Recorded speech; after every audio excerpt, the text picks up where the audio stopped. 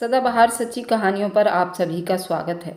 जिस घर में मेरा जन्म हुआ था वहाँ बेटियों के नाम से नफरत की जाती थी और बेटियों का जन्म होना अपमान समझा जाता था। अगर मुझे पता होता कि इस दुनिया में आने पर मेरे साथ इस तरह का व्यवहार किया जाएगा तो मैं अपने माँ के कोख में ही भगवान से प्रार्थना करती, मुझे इस दुनिया में ना भेजा जाए, मुझे इस बेदर्द जमाने में ना भेजे जहाँ मेरे अस्तित्व का कोई मूल्य ही नहीं है। आखिर ऐसे अस्तित्व का क्या फ़ायदा जो किसी के काम ही ना आए, जिसे हमेशा धुतकार की नज़रों से देखा जाए और बोझ समझा जाए। मुझे समझ में नहीं आता था कि हमारे खानदान में आखिर लड़कियों से इतनी नफरत क्यों की जाती है। उनकी पैदाइश पर सबके मुंह बन जाते हैं। अब सुनिए मेरी पूरी कहानी मेरी जुबानी। मेरा नाम उषा है। मैं अपने माँ बाप की तीसरी औलाद हूँ। मुझसे पहले मेरे माँ बाप की दो बेटियाँ और थीं। जब मैं पैदा हुई तो उनको बहुत आशा थी उनके यहाँ बेटा ही जन्म लेगा, लेकिन अब की बार भी जब मैंने बेटी के रूप में जन्म लिया तो बताने वाले मुझे बताते हैं कि तुम्हारे माँ बाप के चेहरे पर ऐसी उदासी छा गई थी जैसे उनके घर में किसी की मौत हो गई हो। मेरी माँ बेचारी की तो शायद सांसें ही रुक गई थी और उसने मुझे देखकर सोचा, काश ये पैदा ही नहीं हुई होती। उसकी ज़िंदगी भी बड़े आराम से बीत जाती, क्योंकि वह पहले भी दो बेटियों की वजह से ताने सुनती रही थी। अब उनके घर में एक और बेटी ने जन्म ले लिया था। हमारे घर में मेरी दादी का ही राज चलता था, जो कि एक बहुत ही खड़ूस औरत थी। मुझे समझ नहीं आती थी कि दादी एक औरत होने के बाद भी औरत के नाम से इतनी नफरत क्यों करती है। शायद इस वजह से कि मेरे पापा उनकी इकलौती औलाद थे और वे उनका वारिस देखना चाहती थी।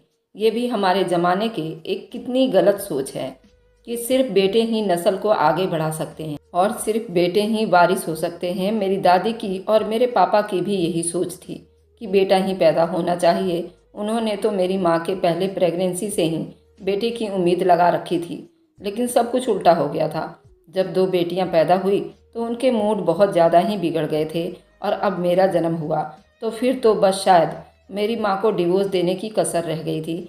मेरी माँ को मेरी वजह से क्या क्या नहीं सुनना पड़ा था, इसलिए शायद उसे भी मैं अच्छी नहीं लगती थी और न जाने कैसे मेरी परवरिश हो गई, क्योंकि घर में तो मुझे कोई भी पसंद नहीं करता था। मैं बड़ी हुई तो मैंने यही देखा कि मेरे माँ बाप और मेरे दादी, हम तीनों बहनों से कोई लगाव नहीं था। मैं 6 साल की थी जब बेटे की इच्छा के खातिर मेरे बाप ने दूसरी शादी कर ली और उसकी अच्छी किस्मत थी कि शादी के 1 साल बाद ही उसे बेटा भी मिल गया था। अब उसकी खुशी का कोई ठिकाना ही नहीं था। यूँ अब मेरे पापा का ज़्यादातर टाइम अपनी दूसरी पत्नी और उसके बेटे के साथ ही बीतने लगा था। हमें भी क्या फ़र्क पड़ता था, कौन सा पहले वो हमारे साथ मिलकर बैठते थे और बातें करते थे जो अब हमें उनकी कमी महसूस होती। मैं अपनी माँ को देखकर हमेशा सोचती कि माँ भी तो एक औरत है, तो उनको फिर अपनी बेटियों से मोहब्बत क्यों नहीं है। माँ भी हर टाइम मेरे बेटे की रट लगा कर रखती थी। हमारे खानदान में लड़कियों का बाहर जाना भी गलत समझा जाता था, इसलिए जैसे ही मेरी दोनों बड़ी बहनें जवान हुईं तो मेरे पापा ने उनकी शादी कर दी। जब मेरी बारी आई तो मेरी दादी ने अपनी ननिहाल के गांव में मेरा रिश्ता तय कर दिया। जिस औरत के यहाँ पर मेरा रिश्ता तय हुआ था वो मेरी दादी से 2 कदम आगे थी। मेरी दादी तो माँ को इतना तंग नहीं करती थी जितना कि वह औरत अपनी बहुओं को तंग किया करती थी। उनके खानदान में तो क्या था, अगर उनकी कोई बहू बेटा ना पैदा करती तो उसको घर से निकाल कर बाहर कर देती थी। मैं ऐसे खानदान में कभी शादी करके नहीं जाना चाहती थी। मैं उनसे बहुत नफरत करने लगी थी। मैं नहीं जाना चाहती थी, मगर मेरी सुनता कौन था। मैंने अपनी माँ से बहुत कहा कि तुम पापा और दादी से बात करो कि वह मुझे इस घर में ना भेजे, लेकिन मेरी माँ भी तो इतनी हिम्मत कहाँ थी। वो मेरी तो वैसे भी पापा से बात करने में जान जाती थी, तो कुछ भी ना हो सका और बहुत जल्दी मेरी शादी कर दी गई। जिस लड़के से मेरी शादी हुई थी वह परदेश में था और उसकी शादी के लिए सिर्फ 1 महीने की छुट्टी मिली थी। 1 महीने के बाद वो मुझे सास के पास अकेला छोड़कर दोबारा से परदेश चला गया था। उसके जाने के बाद मैं बहुत डरी सहमी सी रहने लगी थी, क्योंकि मुझे अपनी सास जरा भी अच्छी नहीं लगती थी। वह चालाक और मक्कार औरत थी। शादी के तीसरे महीने में ही मैं प्रेग्नेंट हो गई थी। मेरी सास बहुत खुश हुई, लेकिन साथ ही उसने मुझे धमकी दे दी और कहने लगी, अगर बेटा ना हुआ तो मैं तुम्हें घर से बाहर निकाल दूंगी। मैं बहुत डर गई। अगर मेरे साथ ऐसा हुआ मैं कहाँ जाऊंगी। मेरे तो माँ बाप ने भी मुझे स्वीकार नहीं करना है। ये बात मैं अपने पति से भी करती, लेकिन उसे तो जैसे अब मेरी कोई परवाह नहीं थी। हम दोनों की बहुत कम फ़ोन पर बात होती थी क्योंकि वह बिजी रहता था और वह फ़ोन भी मेरे सास के पास ही होता था और मुझे उसके सामने बैठकर बात करनी पड़ती थी। मैं तो बहुत चौकन्नी होकर बात करती थी। मैं उसको साफ साफ उसकी माँ के बारे में भी नहीं बता सकती थी। तुम्हारे जाने के बाद अब तुम्हारी माँ ने मुझसे ये बातें कहनी शुरू कर दी है कि मुझे लगता था कि मेरा पति अलग मिजाज का है और अपनी माँ की तरह नहीं है। इसलिए मुझे बहुत उम्मीद थी कि जब मैं उसको ये सब बताऊंगी तो अपनी माँ को समझाएगा। लेकिन समस्या ये थी कि मेरे लिए उसके पास बात करने का टाइम ही नहीं मिलता था और ना ही मुझे मौका मिलता था कि मैं उसे अपने दिल की बात समझा सकूं। इसलिए मैं हर टाइम डरी सहमी रहने लगी। एक दिन मैं अस्पताल में चेकअप के लिए जा रही थी कि अचानक ही रास्ते में एक औरत मुझसे टकरा गई। वह भी मेरी तरह पेट से ही थी। हम दोनों ने एक दूसरे से माफ़ी मांगी और बातें करते हुए हम दोनों इकट्ठे ही अस्पताल की तरफ चले गए। मैंने अपने बारे में सब बता दिया था। मेरा पति परदेश में है, मैं अपनी सास के पास ही रहती हूँ और उसने धमकी दे रखी है अगर मैंने बेटे को जन्म नहीं दिया वह मुझे घर से निकाल देगी। उसी डर से मैं अल्ट्रासाउंड भी नहीं करवा रही हूँ। अगर बेटी की खबर मिली तो शायद मेरी जान ही निकल जाएगी। मैं ये बाकी के महीने उम्मीद और आशा में बिताना चाहती हूँ। वह लड़की मेरी ही उम्र की थी और बहुत ही खूबसूरत और मासूम थी। उसने मुझे बताया कि मैं अपने घर वालों के खिलाफ जाकर अपनी पसंद की मैंने शादी की थी और मेरे पति के घर वालों ने मुझे भी स्वीकार नहीं किया। मेरा पति काम के सिलसिले में शहर से बाहर जाता रहता है, इसलिए मुझे यहाँ पर अकेला आना पड़ता है। उसने अपना नाम रश्मि बताया था। जब तक हम दोनों की चेकअप की बारी भी आ गई थी। अब हम दोनों बहुत अच्छे दोस्त भी बन चुके थे। वह मुझसे कहने लगी, 1 महीने बाद मेरा फिर से चेकअप है, तुम भी ज़रूर आना। उस दिन हम फिर से बात करेंगे। मुझे तुमसे मिलकर बहुत ही अच्छा लगा है और मुझे भी रश्मि से बात करके बहुत खुशी महसूस हुई थी। इसलिए 1 महीने के बाद अपनी सास की नाराज़गी मोल लेकर मैं अस्पताल में उससे मिलने के लिए चली आई। रश्मि उस टाइम मुझे कुछ परेशान सी लगी थी। ऐसा लग रहा था जैसे वह बार बार मुझे कुछ बताने के लिए मुंह खोल रही है, लेकिन फिर जाने क्या सोचकर चुप हो जाती थी। 1-2 बार मैंने उससे पूछा भी कि कोई समस्या है तो मुझे बता सकती हो, लेकिन उसने नामे सिर हिला दिया और कुछ भी नहीं बताया। हम दोनों की डिलीवरी आगे पीछे ही होने वाली थी। डॉक्टर ने हमें 1 ही महीने की तारीख दी थी। मैंने रश्मि को कहा कि डिलीवरी से 1 हफ्ता पहले तुम भी आ जाना और मैं भी आ जाऊंगी।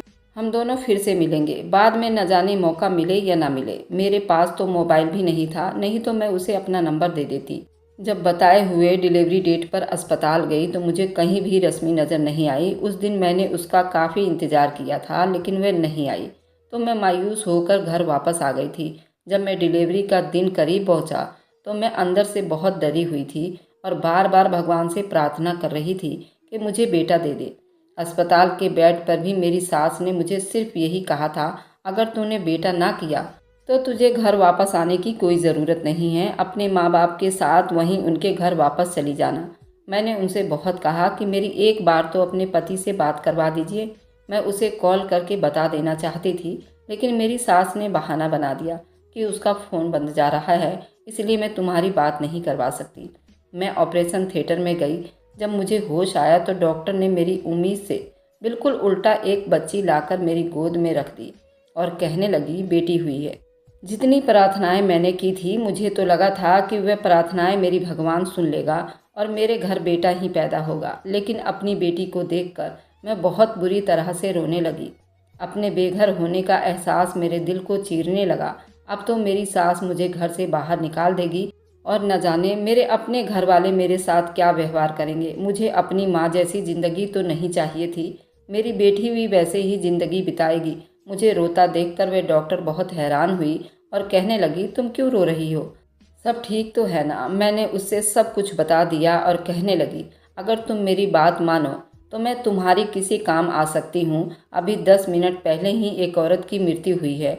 उसके घर बेटा पैदा हुआ था। उस बेचारे के आगे पीछे कोई नहीं है। वो बच्चा लावारिस है और अब उसके बेटे को हम किसी अनाथ आश्रम में देने वाले थे। अगर तुम चाहती हो तो मैं बच्चा बदल देती हूँ। एक पल तो मेरा दिल ही कांप गया कि मैं अपनी बेटी को देकर कोई और बच्चा कैसे ले सकती हूँ। लेकिन फिर ख्याल आ गया कि अगर मैं बेटे को घर लेकर ना गई तो मेरी सास मुझे घर से निकाल देगी। हो सकता है डिवोर्स भी दिलवा दे। फिर इस तरह के समस्याओं में मैं अपनी बेटी को क्या भविष्य दे पाऊंगी? अगर ये डॉक्टर साहब मेरी बेटी को ले गई तो उसकी बहुत अच्छी परवरिश कर लेगी। यही सोचकर मैंने हाँ कर दी और कुछ ही देर में वह डॉक्टर मुझसे मेरी बेटी को ले गई और मेरे गोद में एक तंदुरुस्त गोल मटोल प्यारा सा बच्चा डाल दिया। उस टाइम मेरी सास भी आ गई थी और बेटा देखकर बहुत खुश हुई और इसी खुशी में उसने मुझे गले से लगा लिया। आज से पहले इतना प्यार उसने मुझ पर कभी निछावर नहीं किया था। मुझे तो कहने लगी, तुमने मुझे पोते की खुशी देकर मुझ पर बहुत बड़ा एहसान किया है। अब तो तुम चाहोगी वही होगा। अपनी सास का ये बदलता हुआ रूप देखकर मेरी हैरानी और परेशानी जाने का नाम ही नहीं ले रही थी। 2 दिन के बाद मैं डिस्चार्ज होकर अपने घर आ गई। मेरी सास ने तो मुझे अब ज़मीन पर पैर रखने नहीं दिया था। घर के अब सारे काम वही करती थी और बेटे को भी वही संभालती थी। मैं बहुत कोशिश करती कि उस बच्चे को अपना मान सकूं, लेकिन मेरा दिल हर टाइम अपने बेटे के लिए ही धड़कता था। आखिर वो मेरे कोख की औलाद तो नहीं थी। मेरी बेटी मुझे बहुत याद आती। कभी कभी मेरा दिल चाहता मैं अपनी सास को सारी हकीकत बता दूं। आपको पोती हुई है, पोता नहीं, और ये आपका वारिस बिल्कुल भी नहीं है। लेकिन मैं ये बात करके उसे अपनी दुश्मनी नहीं ले सकती थी। मेरे पति ने भी 1-2 बार कॉल की थी और वह भी बेटे के जन्म होने पर खुश था, लेकिन अभी तक वह उसे देख नहीं पाया था। एक दिन मुझे अपनी बेटी की याद आई तो मैंने सोचा कुछ नहीं तो मैं उससे कम अस्पताल में जाकर मिल लूँ। मैं अपने सास से अपनी बीमारी का बहाना किया और बेटे को उनके पास छोड़कर अकेली अस्पताल चली गई। जैसे ही मैं डॉक्टर के कमरे में कदम रखा तो उसकी बातें सुनकर मेरे पैरों तले से ज़मीन निकल गई थी। डॉक्टर का मुंह दूसरी तरफ था और वह किसी से फ़ोन पर बात कर रही थी कि आप फिक्र ना करो, उस बच्चे की माँ ने उसे खुद मेरे पास छोड़ा था, क्योंकि उसे और उसके ससुराल वालों को ये लड़की नहीं चाहिए थी। अब आप उसका अच्छे से ख्याल रखें, आपकी जिम्मेदारी है। मेरे तो होश ही उड़ गए थे कि कहीं ये मेरी बेटी की तो बात नहीं हो रही। मेरी आहट सुनकर उस डॉक्टर ने फ़ोन बंद किया और मुझे देखकर चौंक गई। कहने लगी कि तुम बेटा ले गई हो तो अब किस लिए यहाँ पर आई हो? मैंने रोते हुए कहा कि मैं अपनी बेटी से मिलने आई हूँ, मुझे एक बार अपनी बेटी को मिलने दो। तो डॉक्टर ने कहा कि अभी फ़ोन पर जिस बच्ची के बारे में बात हो रही थी वह तुम्हारी ही तो है, तुम फिक्र ना करो। मैं एक बहुत अच्छे ख़ानदान में तुम्हारी बेटी को अडॉप्ट किया है, वहाँ तुम्हारी बच्ची बहुत खुश रहेगी। मैंने उन लोगों का नाम पता जानने की बहुत कोशिश की। मैं कभी कभार तो अपनी बेटी से मिल लिया करूँगी, लेकिन डॉक्टर ने मुझे साफ मना कर दिया। फिर मैंने कहा कम से कम मुझे उस औरत के बारे में बता दो जिसका बच्चा मेरे पास है। अगर कल को ये हकीकत खुली तो अगर मेरे इस बेटे ने मुझसे अपनी माँ के बारे में सवाल किया तो मैं उसे कुछ तो बताने के काबिल रहूँगी। डॉक्टर ने उसके बारे में भी मायूस किया और कहा कि हमें उसके बारे में कुछ भी नहीं मालूम था और एक लावारिस औरत थी, हम उसके बारे में कुछ भी नहीं जानते। मैं मायूस होकर वापस चली आई। कुछ दिन बीतने के बाद मेरे बेटे की तबीयत खराब हो गई। मुझे उसे लेकर अस्पताल जाना पड़ा। वहाँ जाकर मुझे थोड़ा सा अच्छा महसूस हुआ। जब मैंने रश्मि को देखा तो बहुत आश्चर्य हुआ। वह भी मुझे देखकर बहुत ज़्यादा खुश हुई, फिर मेरे गले लगकर रोने लगी। मैंने उससे पूछा कि तुम्हारे यहाँ बेटी पैदा हुई है या बेटा? तो वह खुशी से अपनी बेटी मुझे दिखाते हुए कहने लगी, ये देखो मेरी बेटी से मिलो। उसकी बेटी को देखकर मेरे दिल में अजीब से जज्बात पैदा हो गए। मैंने उसकी बच्ची को सीने से लगाया।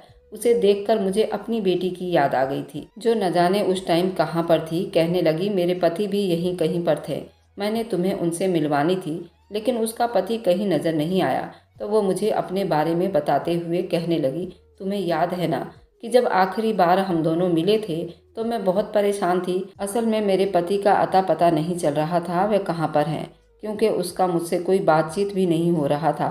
लेकिन अब भगवान की कृपा है, सब कुछ ठीक है। उसने मुझे अपने घर का पता भी बताया था और कहा कि किसी दिन तुम अपनी सास के साथ मेरे घर पर जरूर आना। रश्मि की बेटी को देखकर तो मुझे गहराई से अपनी बेटी की याद आने लगी थी। मेरा दिल चाहा कि एक बार तो उससे मिल लूं, लेकिन मुझे मालूम नहीं था डॉक्टर किसी भी हाल में मुझे उनका पता नहीं बताएगी।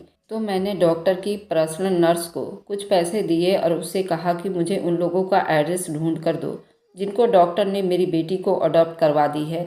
अगले दिन नर्स ने मुझे उन लोगों के घर का पता बता दिया और मैं अस्पताल से सीधा उस पते पर चली गई और उसके घर के दरवाजे पर दस्तक देते हुए मेरा दिल बुरी तरह से धड़क रहा था। अगर उन लोगों ने पूछा कि तुम कौन हो और क्यों आई हो, और मेरे बताने पर अगर मुझे मेरी बेटी से ना मिलने दिया तो अब तुम्हारा कोई हक नहीं है, तुम उसे छोड़कर चली गई थी, तो मैं क्या जवाब दूंगी। लेकिन फिर भी मैं अपनी बेटी से मिले बगैर नहीं जा सकती थी। तीसरी बार बेल बजाने पर दरवाज़ा खुल गया था। जैसे ही उसने दरवाज़ा खोलकर देखा तो मेरे कदमों तले से ज़मीन निकल गई थी। मेरे सामने उस टाइम रश्मि खड़ी थी, मेरी दोस्त। मैंने एक बार फिर पते को गौर से देखा तो यहाँ पर वही एड्रेस लिखा हुआ था जो उस डॉक्टर की पर्सनल नर्स ने मुझे बताया था। रश्मि मुझे देखकर बहुत खुश हो गई और कहने लगी, मुझे मालूम था कि तुम ज़रूर आओगी, लेकिन तुम अकेले क्यों आई हो? अपने बेटे को और अपनी सास को भी लेकर आना था ना। मैं तो उसे देखकर ही बिल्कुल सुन रह गई थी। क्या रश्मि ही थी जिसने मेरी बेटी को अडॉप्ट किया था? उसके बच्चे का क्या हुआ? वह मेरे चेहरे पर पड़ती हुई हवाइयाँ देखकर परेशान हो गई और कहने लगी, क्या बात है? मैंने उसे साफ साफ पूछ ही लिया कि वह बच्ची तुम्हारी नहीं है ना, तुमने अस्पताल से अडॉप्ट किया है। ये बात मुझे पता चल गया है। तुम मुझे बताओ कि ये सब क्या है? तुम्हारा बच्चा कहाँ है? वह रोने लगी और कहने लगी, हाँ, मैंने उस बच्ची को अडॉप्ट किया है क्योंकि मेरा बच्चा पैदा होते ही मर गया था और मेरी हालत बहुत बिगड़ गई थी। जब मुझे मालूम हुआ तो डॉक्टर ने तुम्हारी बच्ची मुझे दे दी और कहा कि मैं उसे गोद ले लूं और उसकी परवरिश करूं, तो मेरा दिल भी लग जाएगा और उस बच्ची को भी अच्छे माँ बाप मिल जाएंगे। इसलिए मैंने उस बच्ची को अपने पास लेकर आ गई। मैं बहुत कसमुकस में पड़ गई थी। रश्मि को बताऊं या नहीं, ये बच्ची किसी और की नहीं बल्कि मेरी है। लेकिन इतना चाहने के बाद भी मैं अपने अंदर हिम्मत नहीं जुटा पाई थी। मुझे कहने लगी, अब क्या सारी बातें यहीं दरवाजे पर खड़ी होकर करोगी? अंदर तो चलो, फिर मैं तुम्हें अपने पति से भी मिलवाती हूँ। आज घर पर ही हैं। मैं ड्राइंग रूम में बैठ गई और मैं सर झुकाए बैठी हुई थी कि जब मैंने उसके पति के सामने सर उठाकर उसे नमस्ते की तो उसे अचानक से ऐसा लगा जैसे ज़मीन आसमान की दूरियां एक पास हो गई हों। सर उठाया और सामने देखा। सामने वाला भी मुझे देखकर बिल्कुल डर सा गया था। सामने तो मेरा ही पति खड़ा था जिसके बारे में मुझे यही कहा गया था कि वह परदेश में है। उसे देखकर मुझे अपनी आंखों पर यकीन नहीं आया। दूसरी तरफ उसका भी यही हाल था। रश्मि ये सब देखकर अजीब से अंदाज में कहने लगी, तुम दोनों एक दूसरे को देखकर यूं चौंक गए हो जैसे एक दूसरे को पहले ही जानते हो। मैं जल्दी से होश में आई और कहा, हाँ, इन्हें जानती हूँ। ये कोई और नहीं बल्कि मेरे पति हैं और मेरी बच्ची का बाप। जो बच्ची अभी तुम्हारे घर में है उसके माँ बाप कोई और नहीं बल्कि हम दोनों हैं। ये सुनकर रश्मि के चेहरे की रंगत बिल्कुल बदल गई और एकदम से वह बरसों की बीमार नजर आने लगी। उसने बेबाकी से अपने और मेरे पति की तरफ देखा था और कहा, मैं कभी सोच भी नहीं सकती थी तुम मुझे धोखे दे सकते हो। ये सच कह रही है? तुमने उससे शादी की हुई है? और मेरे पति का तो हाल ही बुरा था, जैसे काटो तो बदन में लहू नहीं। उसने कभी सोचा भी नहीं होगा कि उसके राज यूं अचानक हम दोनों के सामने आ जाएगी। मैं तो सोच भी नहीं सकती थी इतना बड़ा धोखा मुझे मिलेगा। मैं तो यही समझती रही वह परदेश में है, इसलिए उसकी ज़िंदगी बहुत मुश्किल है। पति ने कहा, क्योंकि जिस तरह हमारे घर और ख़ानदान का माहौल था मुझे बहुत बुरा लगता था। मैं नहीं चाहता था कि हर वक्त वहाँ पर रहूँ, इसलिए परदेश का बोलकर रश्मि के साथ यहाँ पर अलग ज़िंदगी बिता रहा था और बहुत आराम में था। फिर अचानक एक दिन मेरी माँ ने बीमारी का बहाना बनाकर मुझे कहा, तुम परदेश से वापस आ जाओ और कुछ दिन मेरे पास रहो। तो मैं अपनी माँ के पास चला गया। सोचा कि जब माँ ठीक हो जाएगी तो मैं वापस आ जाऊँगा। लेकिन मैं क्या जानता था कि मेरी माँ ने तो मेरे लिए कुछ और ही सोच रखा था। शायद उन्होंने कहीं से सुन लिया था कि मैं किसी लड़की के चक्कर में हूँ। तब उन्होंने मेरे रास्ते बंद कर दिए और अचानक ही मेरी शादी तुमसे कर दी गई। जबकि मैंने उन्हें रोकने की और मना करने की बहुत कोशिश की, मगर उन्होंने अपने सर की कसम देकर मुझे राजी कर लिया। ये भी कहा कि अगर मैं शादी के लिए नहीं मानी तो वह अपनी जान ले लेंगी। मैं जानता था कि मेरी माँ कितनी जिद्दी औरत हैं, इसलिए मुझे उनके खातिर मजबूरी में ये शादी करनी पड़ी थी। मैं शादी के बारे में रश्मि को नहीं बताना चाहता था क्योंकि वो मुझसे बहुत प्यार करती थी और अगर उसे पता चल जाता तो उसे बहुत दुख होता। इसलिए मैंने पूरी कोशिश की ये बात रश्मि से छुपा लूँ, उसे नहीं बताना। शादी के 1 महीने के बाद मैंने दोबारा परदेश जाने को कहा और बहाना करके वापस रश्मि के पास आ गया। हमारी ज़िंदगी अच्छी बीतने लगी। फिर मुझे उषा के प्रेग्नेंट होने की खबर मिली तो मैंने सोच लिया था कि मैं तुम्हें सारी सच्चाई बता दूं और तुम्हें राजी कर लूँगा ताकि तुम्हारी ज़िंदगी खराब ना हो। लेकिन फिर कुछ दिनों के बाद तुम्हारी तरफ से भी यही खुशखबरी मिल गई तो मुझे समझ ही नहीं आया कि अब मैं क्या करूँ, क्योंकि अब तुम्हारे साथ मेरी औलाद का भी सवाल था और मैं तुम्हें छोड़ देता तो ये तुम्हारे साथ बहुत बड़ी नाइंसाफ़ी होती। इसलिए मैंने यही फैसला किया कि जितने साल तक ये राज छुप सकता है उतने साल तक मुझे छुपा कर रखना होगा, और मैं इस बारे में तुम दोनों को ही नहीं बताऊंगा। लेकिन देखो, कुदरत का इंसाफ कि तुम दोनों के सामने एक ही टाइम में ये सच्चाई खुलना था। ये सब जानकर मैं और रश्मि दोनों ही अपनी जगह पर हैरान व परेशान थे। जो कुछ भी मेरे पति ने अभी बताया था उसके शब्द से तो यही सब कुछ सच लग रहा था। उसका कोई कसूर नहीं है। जबकि मैं अब जान गई थी मेरे पति का झुकाव और प्यार रश्मि के लिए है, तो मैंने कहा, ये सब ठीक है, मुझे मेरी बेटी तुम दोनों दे दो ताकि मैं अपनी अलग ज़िंदगी बिता सकूं। तुम दोनों की ज़िंदगी से मैं निकल जाती हूँ, क्योंकि मैं जानती थी कि मेरे साथ बाद में भी यही होगा। कोई भी औरत सौतन को बर्दाश्त नहीं कर सकती, मगर रश्मि ने आगे बढ़कर मुझे रोक लिया और कहने लगी, सौतन तो तुम अभी बनी हो ना, पहले तो तुम मेरी दोस्त थी ना, और अपने दोस्त को मैं खोना नहीं चाहती। हम दोनों मिलजुल कर भी रह सकते हैं ना। वैसे भी अब मैं उसे अपनी बेटी मान चुकी हूँ, तो मैं उसे खुद से दूर करने का तो सोच भी नहीं सकती। मेरा पति ये देखकर बहुत खुशी से झूम उठा और कहने लगा, तुम दोनों मिलजुल कर रहोगी तो मुझे बहुत खुशी मिलेगी। लेकिन मैं डर गई और कहा कि अगर मेरी सास को इस सब के बारे में पता चल गया, और ख़ास करके कि मैंने एक बेटी को जन्म दिया था और उसे छोड़कर मैंने किसी और के बेटे को ले आई, तो वह बहुत गुस्सा करेगी। मेरे पति ने कहा कि अब माँ से सिर्फ दो टूक बात करनी होगी, उन्हें सब कुछ बताना होगा, क्योंकि उन्हीं के डर की वजह से मैंने अपनी ज़िंदगी बर्बाद कर ली और तुम्हारी बर्बाद करने चला था। लेकिन अब माँ को वही करना होगा जो हम चाहते हैं। मेरी सास को जब पता चला तो उसने बहुत हंगामा मचाया। उसने मजबूर किया कि वह रश्मि को डिवोर्स दे दे। लेकिन जब उसे मेरी असलियत का भी पता चला, तो मेरे घर में मेरी बेटी का जन्म हुआ था, तो उसने अपने बेटे को कहा कि तुम अपनी दोनों पत्नियों को ही डिवोर्स दे दो, मैं तुम्हारी तीसरी शादी करवाऊंगी। लेकिन मेरे पति ने साफ मना कर दिया और मुझे भी रश्मि के साथ ही इस घर में शिफ्ट कर दिया। मैं बहुत खुश थी, अब मैं अपनी बेटी से दूर नहीं रहूंगी। मैं खुश थी कि जिंदगी में आखिर इतने सालों के तपस्या के बाद मुझे एक अच्छे पति और अच्छे औलाद की भेंट मिली है, और मैंने फैसला कर लिया था कि मैं अपनी बेटी को पढ़ा लिखा कर इस जमाने का एक अच्छा इंसान बनाऊंगी।